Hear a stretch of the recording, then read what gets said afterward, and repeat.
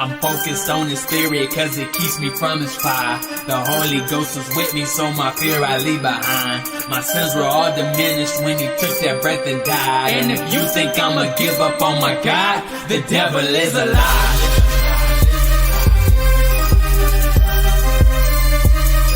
The devil is a lie.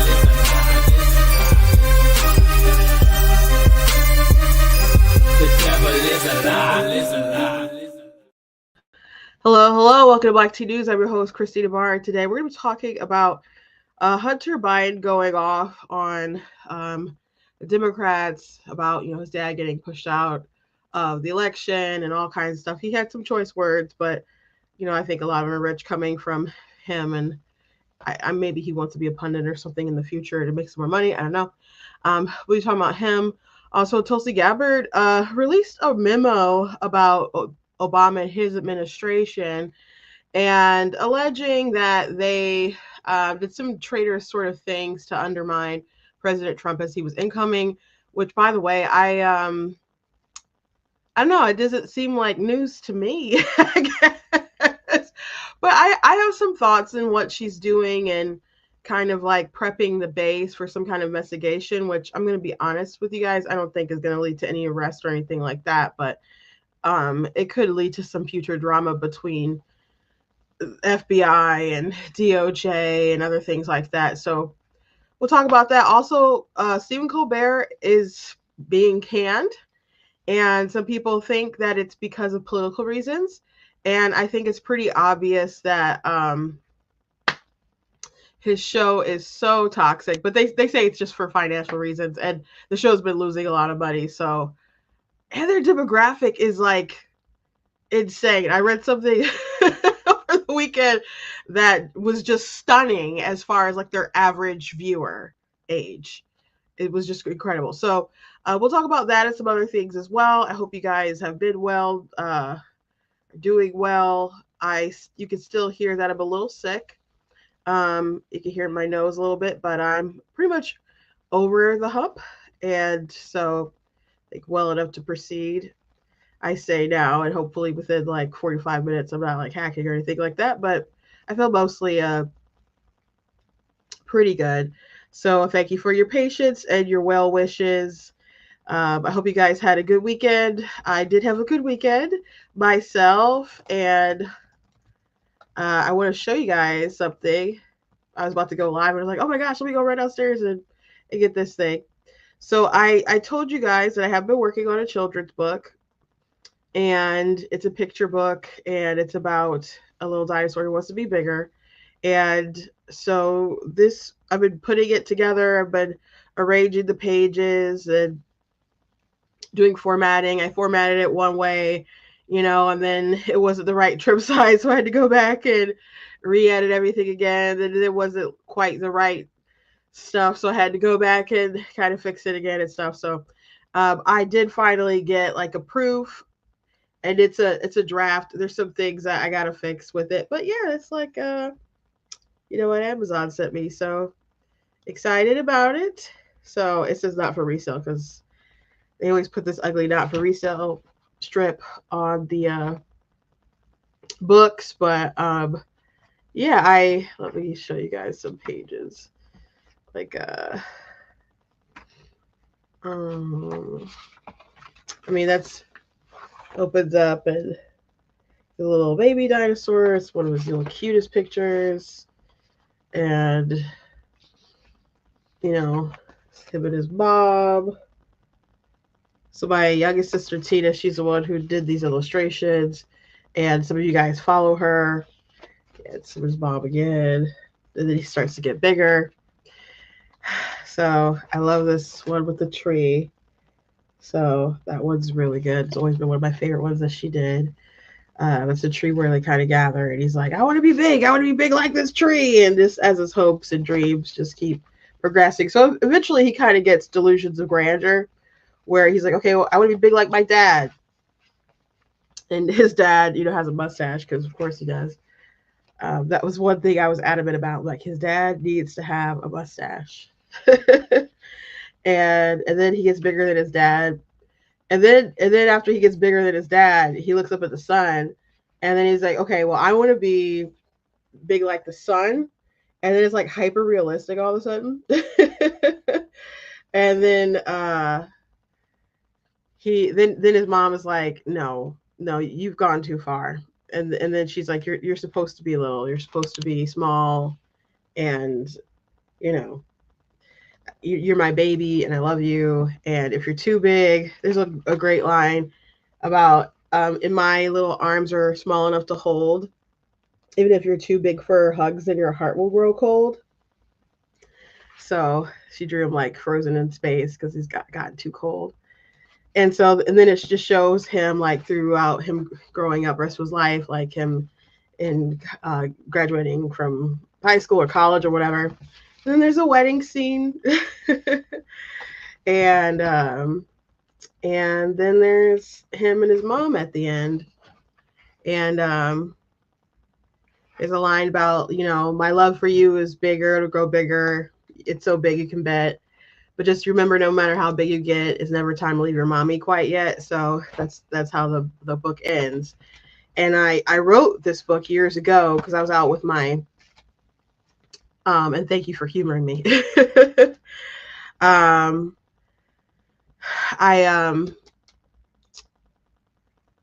you love the dress. Is that the dress for the dinosaur you love or the dress for the mom? I can't tell. I'm not sure which dress you mean. But I wrote it for my nephew. Oh, my dress. Oh, it's just a shirt, but thank you. Thank you.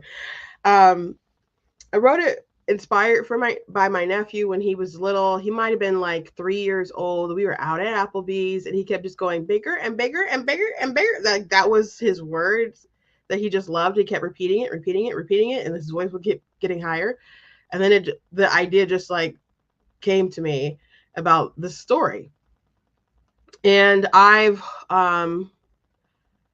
always been like really easy when it comes to like ideas with books, like being very easily inspired with concepts. I've just, not had enough time to like have all my concepts. I have like a board on my wall. I can see it from where I'm sitting that has all these books and stuff mapped out of the things I want to do, but they take up like years of time um, to write, to publish, to get out.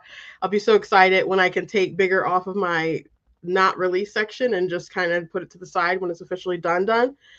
Which we're about almost there. I just got to correct some things and then figure out what specific date I want it to get out and the rollout and, to market it a bit. So that I'm trying to figure out.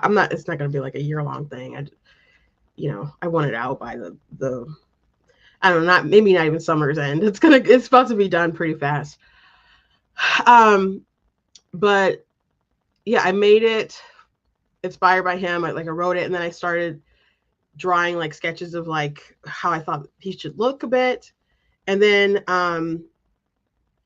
my youngest sister Tina, she actually, started taking on the project and like trying to sketch out different ideas. And at first she was working with a kind of a different medium and she didn't like, I think maybe she was doing it digital at first and didn't really like how it was going. And then she got more into watercolors painting. And so when she was like kind of ready to rejoin the project, she kind of let me know and she made the illustration. So I think the book looks really nice and people have likened it to things like Hungry Hungry Caterpillar, like that kind of old school feel, so that's a great out there. So we'll see. So anyway, I was excited to get that this weekend. It came in Saturday and I drove to my sister, like, where are you at? We drove and we were just sitting in the car, just going through the book and looking at it. So be very excited for you guys to be able to get it if you're interested in getting it for someone you know, someone you love. And yeah, but I just it is sad when I get to that last page with his mom because I just it dawned on me last year as she was still working on it after my mom had passed. I'm like, oh gosh, that last line for my book about it's not time to leave your mom yet, and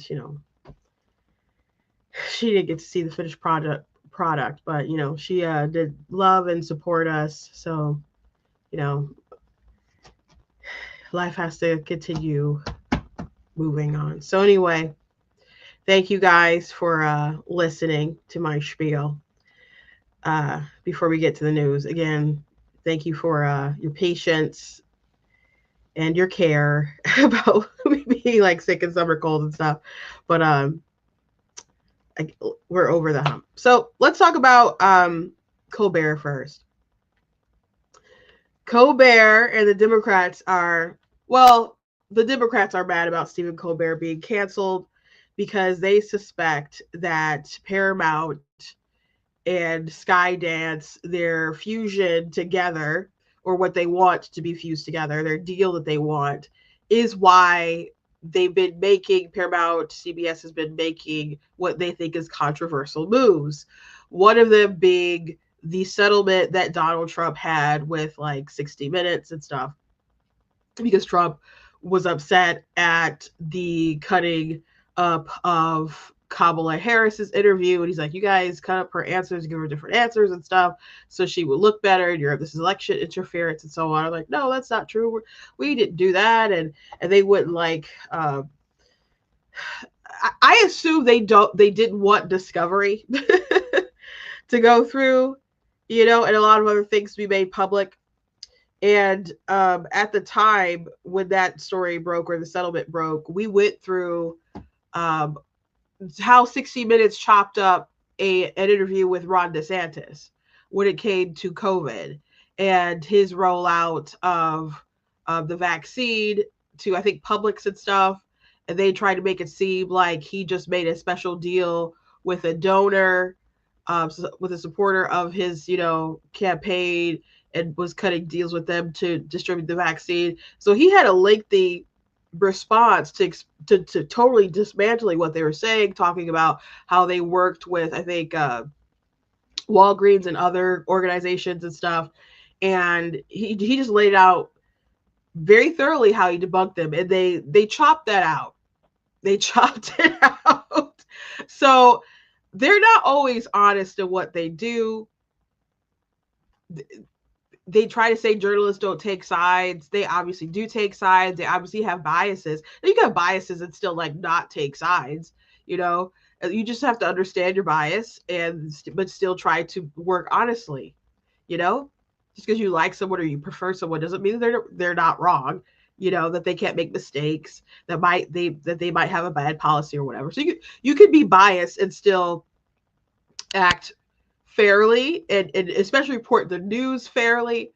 But they have convinced themselves, especially with Donald Trump, that he is too much of a threat, I guess, that he's far too different compared to other circumstances, that they have to act a bit different. And I'm not making that up. Journalists have said that on different occasions, that he's kind of so different that they have to act differently to him. But the real kicker, though, is they're not actually acting very differently than they do with Republicans. Maybe it's fair to say that Trump is one of the most hostile they've ever been toward. But, you know, I remember back in the day with President Bush, they were pretty hostile toward Bush. And you know, Reagan stuff would have been like not my time really. I was born in '89, and so, but you know, I heard people talk about how much the media would talk about Reagan and stuff. Now people still say that they think that how Trump is treated is far worse. But how they treated Ron DeSantis is pretty bad too, with him just being the governor of Florida, like during COVID and even during his campaign, which Trump was not kind during his campaign stuff either, trying to say Ron DeSantis was supporting slavery or saying that it was good, you know, when they tried to fix the justice standards for in different schools, and the Don't Say Gay bill. But the COVID stuff, like what CBS did, and trying to allege how he was rolling it out was for the benefit of donors rather than, you know, him concentrating on trying to help his population, especially an elderly population of Florida, was just really, really, really disgusting. And so they, I think Discovery probably would have been bad for them, and that's probably one of the reasons why they settled. I think they had reported like a possible settlement before they came to that particular conclusion, and I had said to you guys, I thought it was weird that Trump did take the settlement. I think like he should take that settlement because I don't know if he can win his case. I don't know if he's going to win it, but you know, if they're willing to settle, I'd probably just take the money. And so I think they came back with like a different number. So they settled, and people were mad about the settlement. There's a lot of people within the company that didn't want to settle, but the speculation is the Trump administration is going to have to approve the Skydance Paramount merger. Therefore, they want to get on his good side, and people are seeing it as a bribe.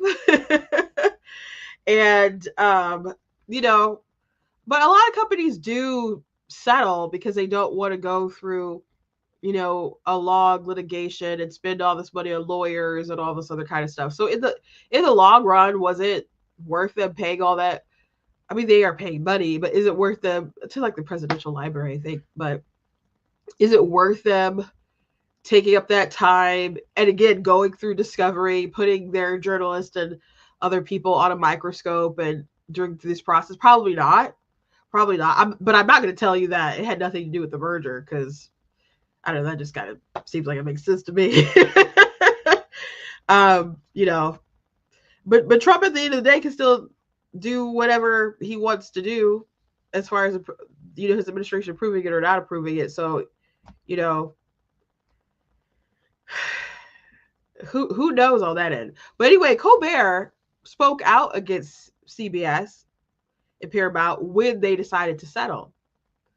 And he made a joke afterwards, like, well, I could, you know, I can't forgive them, like, unless you give me like $16 million or something, you know. So it's a late night show. They made a joke out of it, but he did trash his employer, you know, the company that houses him.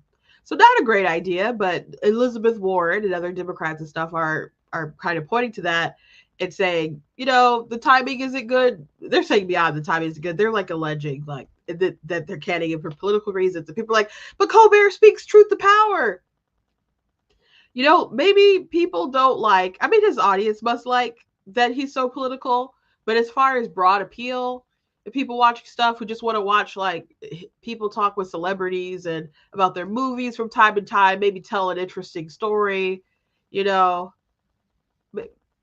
maybe that's all people want to see, and not you like, I don't know, salivating over AOC and Chuck Schumer or Adam Schiff. God, it kills me that anyone takes Adam Schiff seriously at all. But you know, maybe folks don't want to see it all the time, like if they were willing to tune into your show. But apparently CBS says that it's financial. The reasons are financial. And the show costs like $100 million. They've been losing like $40 million on the show like a year. So that kind of seems like a bad thing. But the thing that blew my mind the most that I read over the weekend were that his average viewers were like 68. Like I was eating dinner yesterday and I saw, I think, a political article about it, that his average viewership was like 68 years old. And I'm like, what? And I like said it out loud at the table. My sister's eyes were just like, she's like, 68? That is not like a golden sort of demographic that a lot of advertisers are going to want. I mean, you can advertise to that group and you'll have like, I don't know, things for, I don't know, your joints and, you know, erectile dysfunction and I don't know, some commercials that, there's some weird commercials that you might even see in late night on Fox, okay?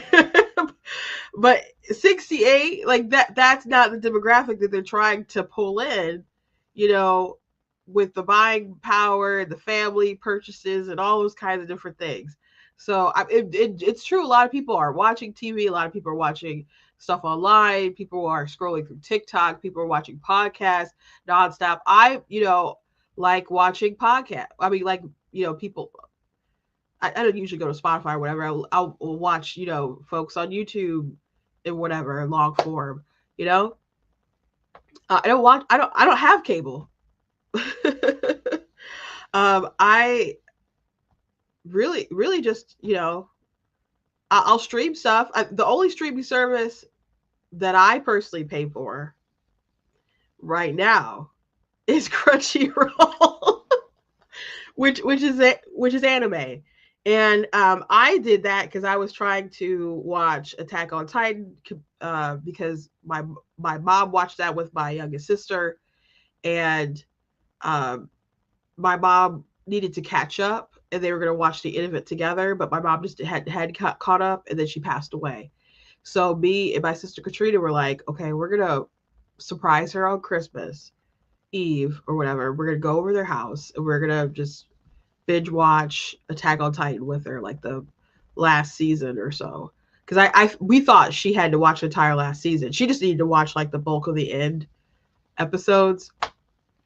But we just all sat down and watched them all together anyway. But so we like blazed through like 3 seasons in, I don't know, 2 days, something really crazy. So we could watch it all together. And so it was beautiful, even though we were watching like giant monster people eating people or whatever. But thought that counts, I guess. So I couldn't stand watching it all with ads, and I didn't want to have to watch maybe some in like Japanese or something. So I just bit the bullet and I bought it, and then I don't think I was really watching anything else. And then I kept seeing people talk about Solo Leveling. Like I kept renewing. And I'm like, I gotta watch something else or get rid of this, because this doesn't make any sense just having it deduct money from my account. And I don't think I watched like another series until I was like, let me watch Solo Leveling. A lot of people were talking about it. And then I watched Solo Leveling and I freaking loved it. I've probably seen it like 3 times in a short time span. So yes, you watch anime with your parents. I love them. Anime and stuff. So I watched that. I watched Frieren the other day. Finished that. I started watching Demon Slayer. I don't. It's okay. I think a lot of the extra characters are kind of annoying, to be honest. If it was about Tanjiro and his sister and them going the countryside fighting demons, I would think it's a lot better. I think a lot of the extra demon slayers are kind of annoying, to be honest with you. But I just finished the train. If you watch it, I guess you know what I'm talking about. The whole demon train thing. I just finished that series. But anyway, that's the only thing I pay for. I used to pay for Paramount, actually, but then they canceled Frasier. So I'm like, okay, I'm not going to pay for it. And so my dad was watching my Paramount, and then all of a sudden it was still going, but I couldn't get rid of it, or I couldn't change any kind of features on it. Like, how did this happen? Because I had logged into their house, and he kind of like took over my Paramount account, and I guess did something, so my brother was paying for it, but it was still my account, and I couldn't change anything about the account. I'm like, okay, I don't care as long as I'm not paying for it. But he was watching something on the channel. But anyway, yeah, the only thing I pay for is Crunchyroll. So a lot of people don't watch TV, the traditional sense or whatever.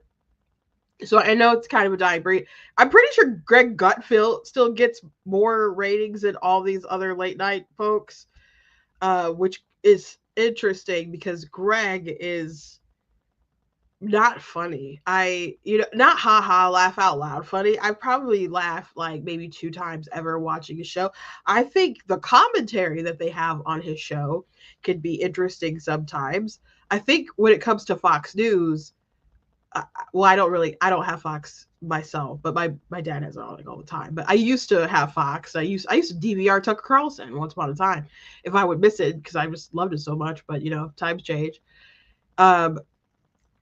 people repeat the same news stories over and over and over again. So if you have a news network on, like it real I don't know, to me you could only really watch like at least 2 hours of it, or maybe three tops before it gets like too much. Like watching Outnumbered was interesting because I don't know the premise and then the one person being outnumbered. I did kind of like Outnumbered. I did like watching The Five, and I did like Tucker once upon a time ago, but I wouldn't like purposely stay up to really watch Gutfeld or anything. But sometimes like Kat or is it Tyrus, they might have interesting commentary, but you've heard those stories again and again and again and again and again by the time you get to them. So it's just a lot. It's a lot. So but he still had ratings at one point that were higher than other late night folks, which is interesting, which is really interesting. So when people are like, it's not financial, it's political with Colbert, I'm like, no, it's definitely financial. They can't be doing that well. His ratings might be better than some other people doing late night, but that doesn't mean that they're well, that they're doing good, that they're not losing money. But the fact that the fact that his viewers, the average age of 68 is insane to me. And I saw some people point out, like, well, that makes sense when you think of like the type of people who went to the King's Day stuff. A lot of them were like older white women, like really older white women. And I'm not saying that young people didn't go to those things too, but you're like, where are all these like affluent like white women coming from? And maybe they're coming from Colbert. Maybe that's just the demographic, and they go out and they do their rallies or whatever. But he got canned for financial reasons. Maybe the timing isn't great with the Skydance merger, the fact that he talked trash about Paramount or whatever.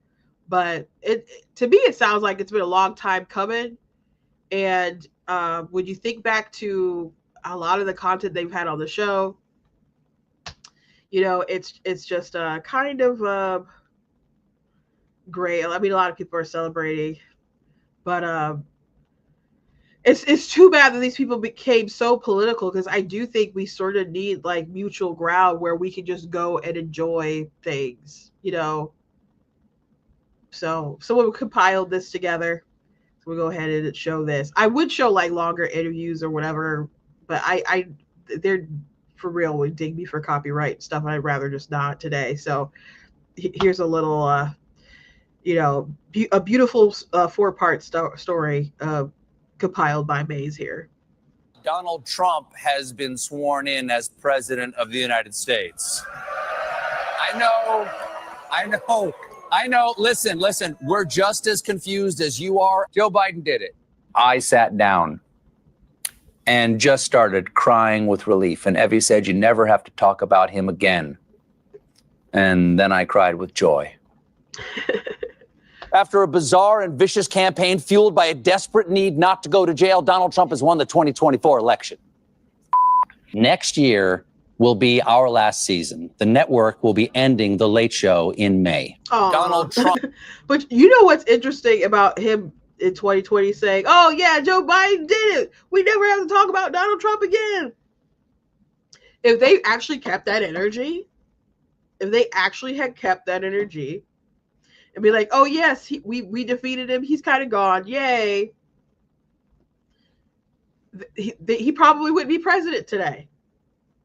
I don't know how much he thought back and forth about running again or not running again. But from my understanding, there was a point where he wasn't actually going to run again. He was just kind of like, would push different people and, give his endorsements, and there's different like agendas that he had. But as far as him putting himself out there to run again to be president again, like there was a moment when he was like, I'm going to sit back and not do that. But after they'd raided Mar-a-Lago and stuff, like all bets were off. It was okay. Because they wouldn't leave him alone. They went after, his supporters. They went after people who were in his administration, his associates. And they went after him all kinds of different ways, pinned the craziest stuff on him, that twisted the justice system, bastardized it to just an unrecognizable level to destroy him in broad daylight, bro. Trying to get him kicked off ballots and all kinds of other stuff. And he's by no means a saint. You know, I can list some things that he's done that I've already complained about, so I don't need to go like into detail right now on this rant. But they could have just left him alone, but they didn't. They didn't. And if you're not going to leave someone alone, why wouldn't they come back to make sure that you can't finish the job? Because you're not going to let him live out in peace. When he won in 2016, you know, they asked about, like, well, are you going to go after Hillary Clinton? Are you going to do this? He's just like, no, I don't want to hurt her. And he just kind of felt like, we got to move on. We got to have peace. You know, he took this mature high road with all this stuff. And they just wouldn't let it be. That's why if you go back and listen to or watch the first inauguration with Donald Trump, contrast it with the last one, his last inauguration speech was like, okay, you shot me and you missed, and now I'm going to bring all the energy.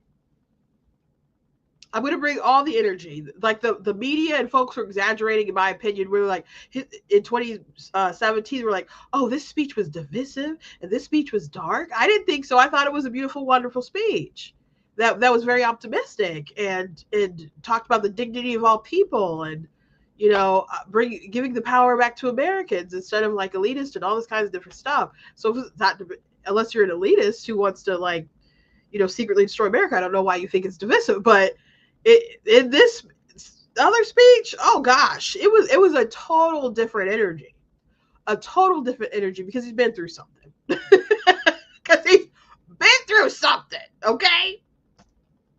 So Colbert celebrating in 2020, like, oh yeah, we never have talked to him about him again. That wasn't the energy that he and the Democrats at large wanted to bring to Trump. They wanted him totally destroyed, humiliated, not just for his sake, but for anyone else who try to come back next time. And I don't just mean like January 6th. They hated him prior to January 6th. Like January 6th wasn't a good thing, or, you know, but even prior to that, they wanted to destroy this man.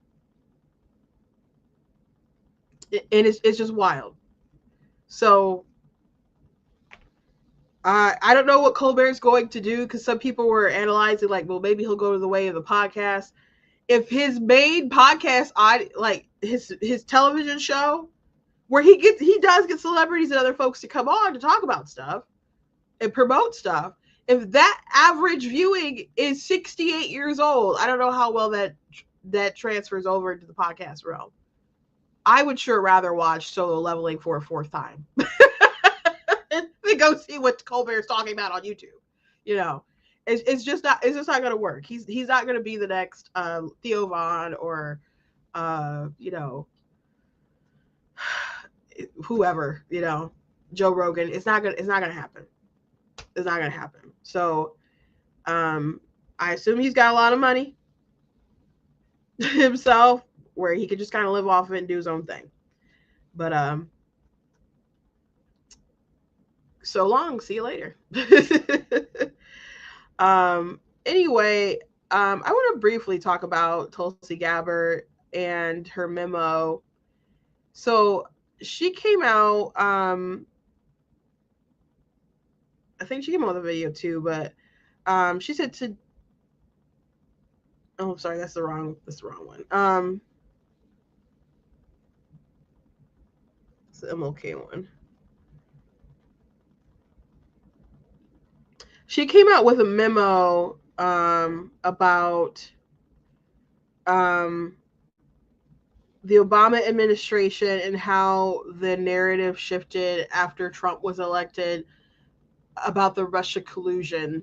And going through it, a lot of things, I'm like, okay, I already knew that the Obama administration knew that the Russia story stuff was garbage, that they didn't hack anything, that was nonsense. And I've reported about it. I've written articles about it and how, you know, really they tried to undermine an incoming president so they could reinstall themselves.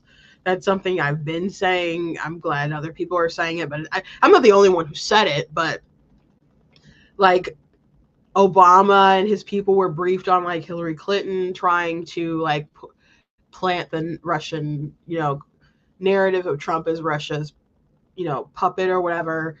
And the emails and other things, when Trump was like, oh, look into her emails, and folks really trying to pay, like, oh, he's asking Russia to hack into her emails or get her emails or whatever, which was, a joke. But Obama was briefed about that kind of nonsense going on. And he never came out and was like, okay, this is nonsense. Putin didn't install Donald Trump. Like, I don't like him. Y'all don't like him.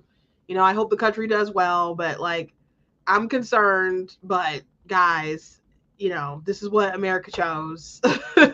Is that what Russia chose? We're not compromised. Our systems are good and all this stuff.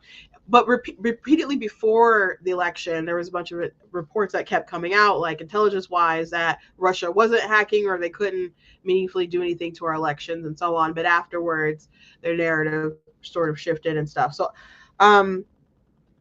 to undermine Trump.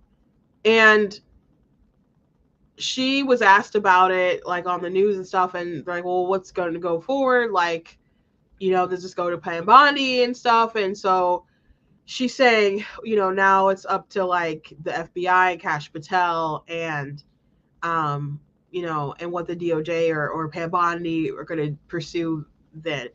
And so I think that, I don't know how these guys have meetings and talk to each other and coordinate this stuff, but looking into this stuff, which again, just sounds like stuff I already know. I don't think anything that she's presented or anything she's kind of going through is going to land anyone in jail, or really even tarnish anybody. Because at the same time, you're like, these things that she's saying aren't good, but again, it's stuff that I know or stuff that a lot of people suspect. So I don't even think it's going to really tarnish Obama more than I think he's already kind of tarnished a lot of people's eyes. There was other stuff that Obama's been saying or whatever. That Miss Obama podcast is probably tarnishing the Obamas more than right-wing media has. Probably. Because she's just not very likable. But but it's stuff like we all kind of know within our hearts or things that we read about, that are verifiable. And if she's now kind of like, okay, we're going to throw it over to Kash Patel, and people are expecting him to like start arresting people or, do charges, I don't, that's really big, period. I don't know if Trump would really want that. I know there's a lot of people who are Trump supporters who kind of want revenge. And maybe Trump would want it a little bit himself, but at the same time, I think he still has an inclination that he had back in 2017 that endless cycles of all this stuff isn't good, and he would rather just do a good job for the country and let that be where his legacy stands, rather than like, yeah, let's go arrest Barack Obama. So I just don't think that she should put it out there that should be something that the American people should, I guess, look forward to or should suspect. For them to investigate and do all the stuff in a recommendation and then Pam Bondi like actually pursue something. I guys, if that's what you're hoping for, I just don't think that's gonna happen. Yeah, RC said the sad thing is nothing's going to happen. I don't even know what exactly is like criminal, like what kind of statutes might be proposed that's been going on. They've been doing shady stuff. I think it's disgusting. I think it's shameful. I think it's if what the Democrats said that Donald Trump did that landed him as a felon was actually like worthy of him being landed as a felon, then you would arrest all these people, I think. I mean, I know Trump got arrested for falsifying business records, and convicted for that, but that should have been like a misdemeanor that was already timed out. They had to like tie it to some kind of federal crime, and we're not exactly sure what it was that they kind of came to, but they say it's something to do with campaign finance, but campaign finance law doesn't work in the way that they were trying to use it. So it's just really a bastardization of the justice system that was ghetto rigged to get the conviction that they wanted. And I guess anything can happen to Donald Trump in New York, just absurd. It's so absurd when I still hear people bring it up like Trump's a felon. I'm like, yeah, because people are corrupt, and you're corrupt for liking the fact that he's a felon and using that against him when you know it was crap. But the Democrats, when they described the story in the DNC convention, this is how they explained it. Something along the lines of he tried to keep the truth from the American people because he was covering up his affair with Stormy Daniels or whatever. So if keeping the truth from the American people is worth you being a felon and certainly people not voting for you, I think the fact that Joe Biden tried to pin the laptop on Putin and the Russians was definitely at least worthy of him not being president. But if you think hiding things from the American people so you can get elected is worthy of someone going to jail, so there's a lot of politicians who ought to be in jail, including Joe Biden, including Barack Obama. A lot of people should be in jail. So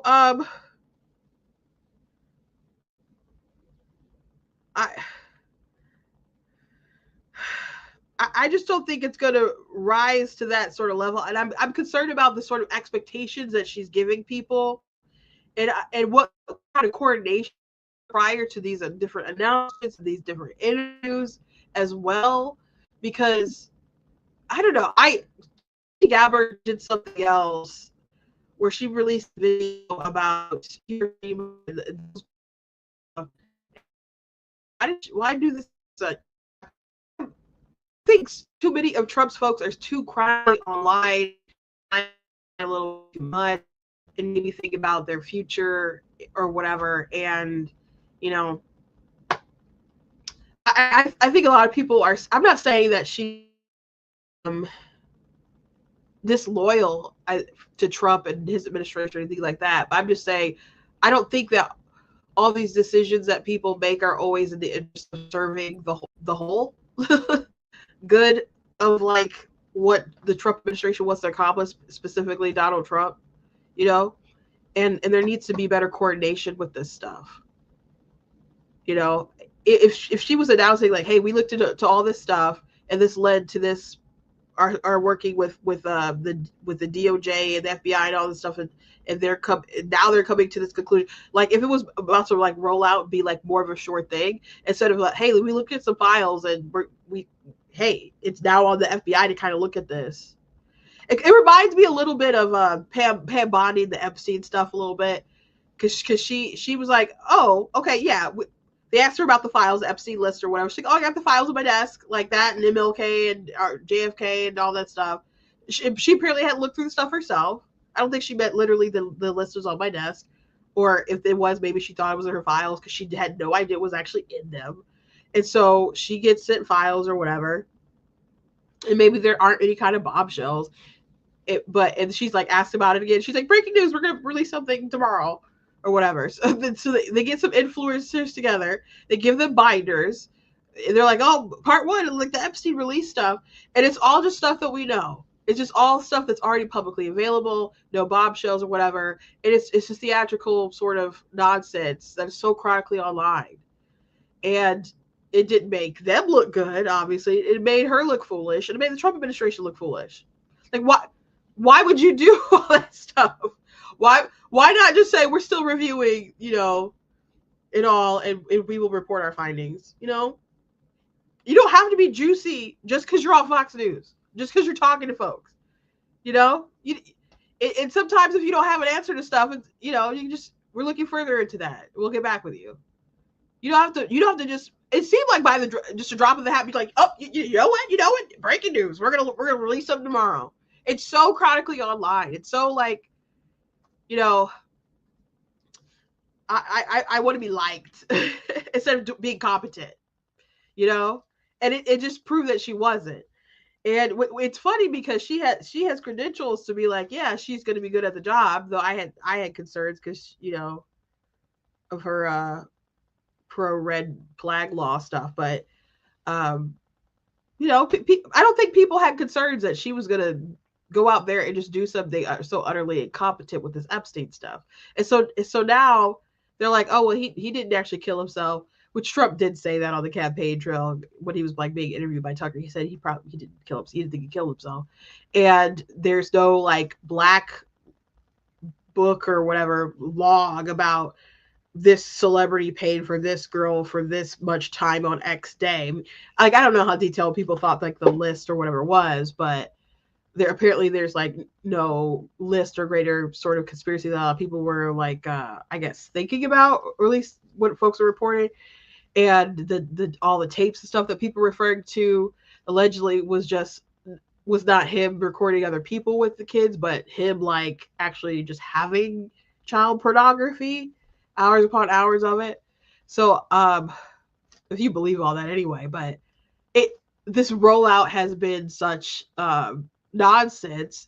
But after the binder thing, she put it on Cash Patel. Like, well, I didn't get all the stuff that I need to get from the FBI. They need to release it. It's like, well, what?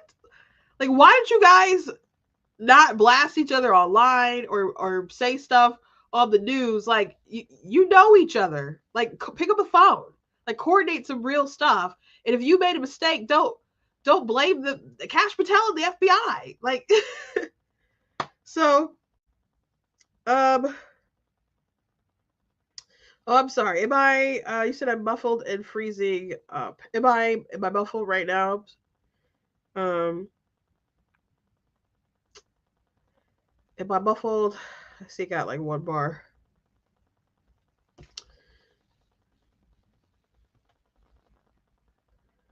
Shati, I am feeling better. I am feeling better. Thank you very much. Let me really quickly try to look at my YouTube to see what it looks like. It does look kind of muffled. Yeah.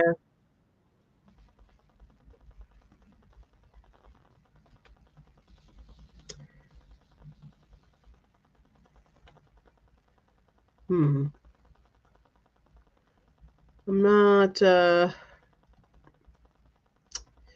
sure. I think it's just maybe the connection right now. I'll have to try to figure out something when I'm offline. Sorry, guys. But you can see me and hear me, I assume.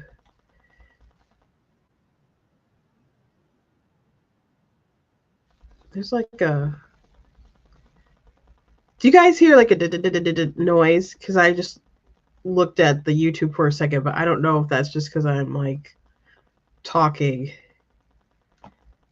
and just looked at it at the same time. If you're there in the comments, you can respond. Let me see. Me looking at it from my phone.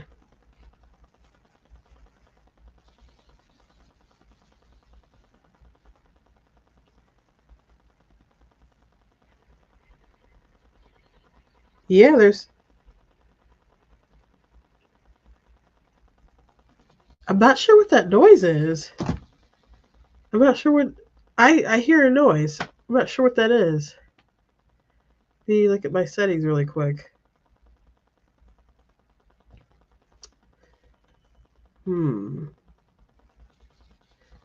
think someone had. Well, in the meantime, I know someone asked me an anime question. Dinner Table Detective. I have not seen that. Maybe I'll have to like put that on a list. But I haven't seen that one. RC said we need to continue with the mass deportations economy and making sure no new wars. I agree with that. I agree with that. Like that, Trump is really frustrated with the Epstein stuff because, you know what? I wonder if maybe it was because the mic was so close to this laptop? Maybe it was like vibrating off of that. He's really frustrated because they've done a lot. And the audio and video is better. Okay. All right. Let me. So you've written a book, and now you.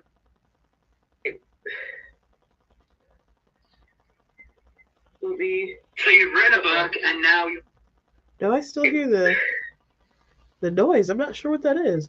Okay. I'm sorry. I'll have to figure it out offline. Thank you guys for your comments. You're trying to fix that.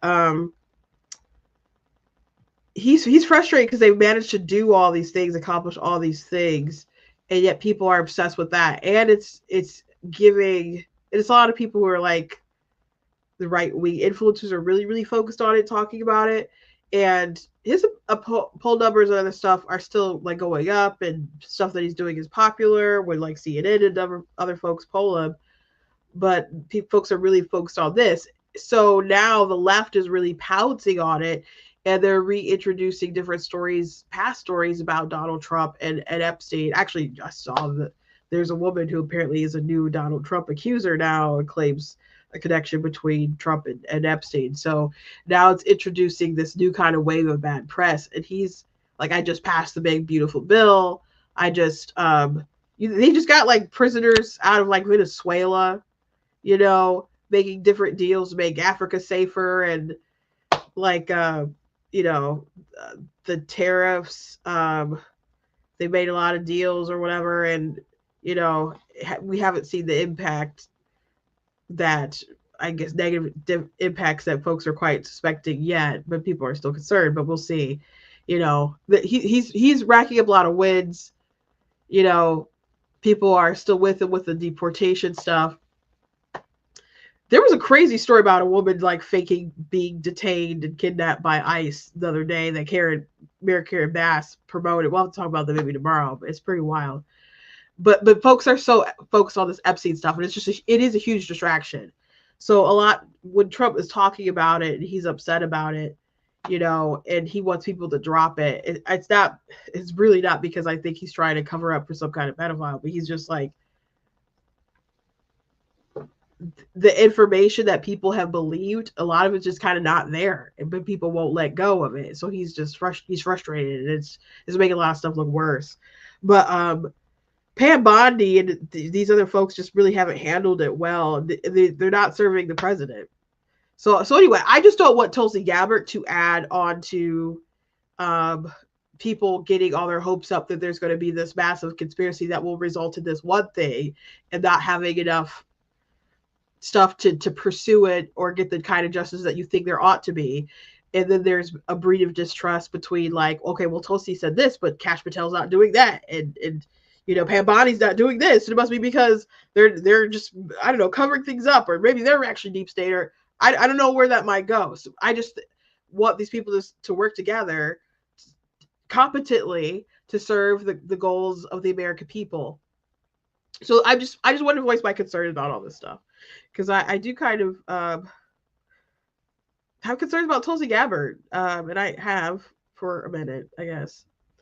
So just wanted to point that out. I also want to play this clip of Hunter Biden, because he's like tripping on the Democrats and really went off about his dad and different stuff that these people said to get them kicked out. It's kind of funny, but I don't know. A lot of people want to get obviously to the podcast space, and maybe he wants to be a commentator. Maybe he thinks there's money in it. On a side note, he does sound so much like his dad. Genetics are a funny thing. Opinions, but fuck him. Fuck him, and everybody around him. I don't have to be nice. Number one, I agree with Quentin Tarantino. Fucking George Clooney is not a fucking actor. He is a fucking like I don't know what he is. He's a brand. And by the way, and God bless him. You know what? He supposedly treats his friends really well. You know what I mean? Buys them things. And he's got a really great place in Lake Como. And he's great friends with Barack Obama. Fuck you. What do you have to do with fucking anything? Why do I have to fucking listen to you? What right do you have to step on a man who's given 52 years of his fucking life to the service of this country and decide that you, George Clooney, are going to take out basically a full page ad in the fucking New York Times to Holy cow, this language. Holy cow. I've seen the clip. I forgot how much he's cursing in it.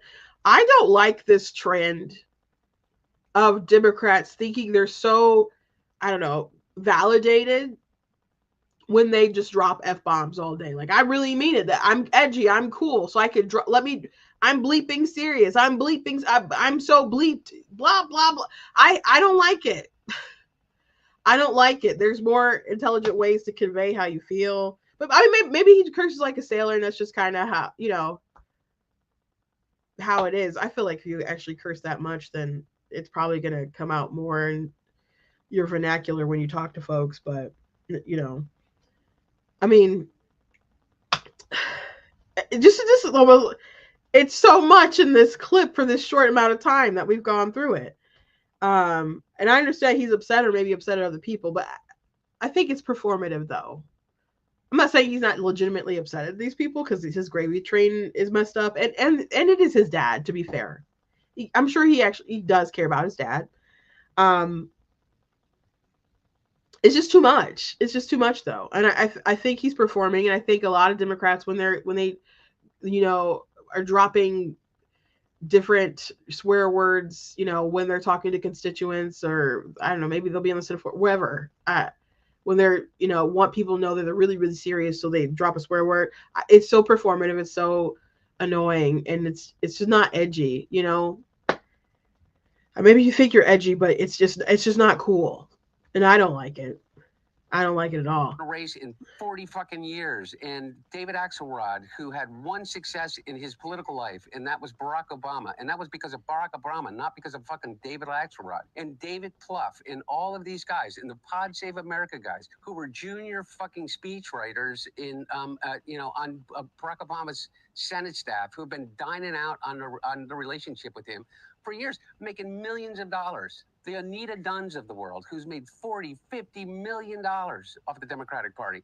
They're all going to insert their judgment over a man who has figured out, unlike anybody else, how to get elected to the United States Senate over 7 times, how to pass more legislation than any president in history, how to have a better midterm election than anybody in history, and how to garner more votes than any president that has ever run. And they're going to replace their judgment for his. Not to mention, who's Jake Tapper's audience? Jake Tapper, my mom or something. I don't know. well, I don't know. Yeah. For real though, I don't even think it's your mom anymore. No.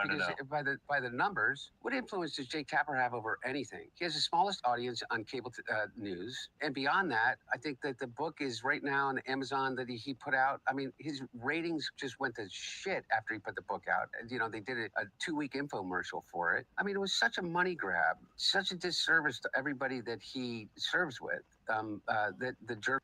Yeah, Jake, to be fair to, I guess, Hunter right here, I mean, or in general, I guess that really has nothing to do with Hunter, but Jake Tapper's book, from my understanding, wasn't even that juicy. I mean, there's things that aren't in there that spoke to Biden's decline, and there's not enough blame and responsibility and named names, like the press secretaries, for example. You know, there's just not enough like real meat to those bones, and they still like managed to make the book. So after they did that infomercial dump or whatever, it's, you know, if it was, even though I'm not too fond of Jake Tapper, if it was worth getting, I'd probably go ahead and get it. But from my understanding, and different people have read it, it's just not that juicy. There's things that we obviously know from a couple articles of stuff that has come out, or just having eyes that we know that's probably enough information. I did think it was interesting him going off about these different people who basically risen to success and have lived off of the coattails of Barack Obama and his meteoric rise and unique rise. and they got lucky, or people were failing upwards, or they're coasting on that. And that's just true a lot in life, particularly with politics. There's a lot of people who just kind of coast up or fail upwards or whatever. But you know what? I think that's true of like his dad. You know, do you think Joe Biden's been in the Senate for so long because it has had the political career that he's had because he's such a genius? I don't think so. I'm not saying that he's a dumb man, but you know, once you win a race or so and become the incumbent, and then you win in the Senate, you know, you're in there for a long while. It's not like it's every 2 years or whatever, like it is with the, you know, House or whatever. So people get accustomed to you, and then you kind of build up a network when you're there, and you know, it just kind of gets hard to replace you once you're there. It just kind of is how it is. You know, you start building your dynasty. So I think Biden has been very shameless, and maybe that's what's set him apart. Like, you know, with Borking and other sorts of things, how the treatment of Clarence Thomas. There's some things that stand out, but like his brilliance and on how to win things, you know, I just don't think that's there. I think in 2020 he obviously, I mean, there's people who don't believe that he actually won the 2020 election, but he really benefited from everybody being on his side, the media and all that kind of stuff. He benefited from a COVID world, not having to really go out and campaign and just go to a few places and do a lot of stuff online, mail-in ballots, all kinds of stuff. I just, you know, I understand he wants to stick up for his dad, and I get it, you know, I get it. But his dad is old. He should not have run again. He shouldn't have run again. So him going off at everyone else, like George Clooney, folks for wanting to set Biden aside, and he said his dad's like an Ambien or whatever, and it made him look sick or whatever, and like another clip. Come on, Hunter. Your dad shouldn't have ran again. But you know what? You know what? They shouldn't have let him run again. So whatever loss that they had, and they lost pretty big, it is the whole collective of the Democrats' fault. It is the whole collective, because Kennedy wanted to run. They wouldn't let him be the primary, so he decided to run as an independent. They could have had a primary with Biden, or he could have just stepped aside. Or if the DNC was like, Joe, you said that you were going to be a transitionary figure, so you need to keep to that. But if you don't want to keep to that, we are still going to move forward with a primary. And if that embarrasses you, it just embarrasses you. But we're going to do what's best for the party and what we feel is best for the country. They could have done that. They could have done that, but they decided from jump. I remember not Donna Brazile, Simone Sanders. She used to be, she used to work for Bernie. Then she went to go work for Biden. But I remember her saying, she's a commentator on like it might be CNN. It's one of those networks. But she was saying the DNC is not going to entertain any other candidate. They're not going to have primaries. They're, you know, when they have an incumbent president, they're not going to do that. And she was correct. They weren't going to do that. I think these are special circumstances where they should have done that and exercised that power or whatever. Because at the end of the day, at the last minute, they had to drop him. And that's crazy. And it wasn't fair to the American people, wasn't fair to their constituents, to the Democrats, and so on. So I understand Hunter sticking up for his dad, but his dad made all the wrong moves. But I understand why he wanted him to stay in there, because he wanted him to probably those pardons, and he wanted that power, he wanted that access, and now he can't get all of it. So now he's cursing on some guy's podcast so he can get clicks and views. So anyway. That's it for today. I hope you guys enjoyed. I do apologize about like the sound or the quality or something. I got to try to figure out what's going on there, and fix it, I guess, by tomorrow. But I'll start getting to I'll start investigating it. But thank you guys for watching. Go to blacktunes.com, check out different content, my website, articles, videos, etc. If you like what I do, please consider leaving a donation on the site because it does cost a stream or on the site, all the good stuff. So guys can support. Very much to appreciate it. Appreciate you guys. You guys can also check out different books that I've written. I have 18 altogether. Most are fiction books, but I have nonfiction books like of course, God is blatantly against abortion, which I have a huge rant that I wanted to go on about this Democrat who, I think he claims to be a Democrat Christian pastor from Texas, but claiming. I'll just briefly summarize it. I'm probably gonna do like a separate video. I'm not probably gonna talk about it live. I'm probably gonna do a separate video about it, but because Joe Rogan stuff really gets flagged a lot on YouTube. About he doesn't understand why Christian or doesn't like or agree that so many Christians think that like marriage and abortion are like key central things when they think about voting and so on, when he doesn't think that those things are central to Christianity or what I guess what Jesus taught or you know faith or what or whatnot. And I've got lots of thoughts on that. Like there's if you believe in an inalienable right to life, the question is why wouldn't anyone allow the unborn to be killed in the way that they are? If you want to talk about what Jesus talked about, you know, he did affirm like thou shalt not murder, did he not? And you can say, well, I don't think it's murder. The early church fathers certainly did. And I think it's pretty reasonable to think that it is. And as far as like the gay marriage stuff, again, like in California in 2008, people were saying, "Oh no, it's just you know people want to do whatever they want in their bedroom, and they're not going to teach it in schools. That's silly." And et cetera, et cetera. And fast forward, we just had a Supreme Court case where parents had to sue because the school wouldn't let them parents opt their kids out of reading like LGBT books. So it's we've been sold a bill of goods that just wasn't honest with a lot of this stuff. So why wouldn't people push back and be concerned about a lot of this stuff, you know? And as far as what Jesus taught, he talked about like what marriage was between man and woman, and but he also talked about setting the captives free, like setting us free from sin, you know? Like, so anyway, I have lots of thoughts. I'll dive into that later on a different video. I don't want to go into another 20-minute rant while I'm trying to close. But anyway, I have different things you guys can check out. So excited. I got my little proof copy of this. I'm still like fixing it or whatever, but bigger will be out soon enough. I'll keep you guys updated. God bless you guys, and I'll see you tomorrow.